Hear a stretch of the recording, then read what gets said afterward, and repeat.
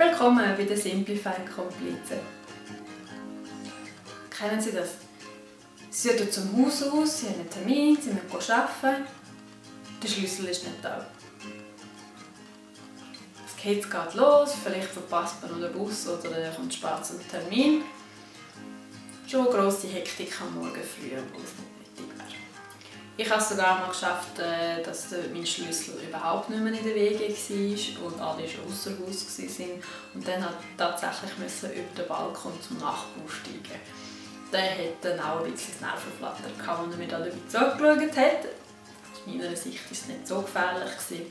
Aber ja, man erlebt doch so einiges, wenn man nicht sehr organisiert mit seinem Schlüssel ist. Da gibt es einen ganz einfachen Tipp, wie man so Abenteuer vermeiden kann, wenn sie sehr lustig sind. Wenn sie ausser Haus sind, haben sie ihren Schlüssel in der Hosentasche.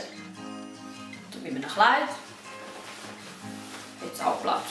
Meine Kleider haben immer Taschen. Wenn sie so einen schweren Schlüsselbund haben, nehmen sie die 1, 2, 3 Schlüssel, die sie wirklich brauchen, nehmen sie die weg in die Hosentasche. Alle anderen Schlüssel kommen dort an, wo man sie auch wirklich braucht. Der Veloschlüssel beim Helm, der Wäschschlüssel bei der Wäschkarte und so weiter. Dann haben sie also sehr einen leichten Schlüssel, der immer im Hosensack ist, wenn sie aus dem Haus sind.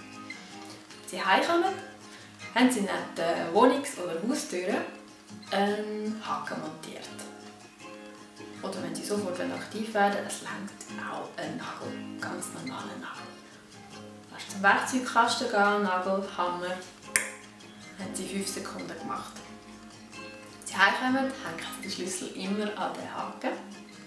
Somit gibt es 2 Möglichkeiten, wo der Schlüssel ist. Wenn sie außer Haus sind, ist er in ihrer Hosentasche. Wenn sie zu Hause sind, ist er direkt neben der Tür.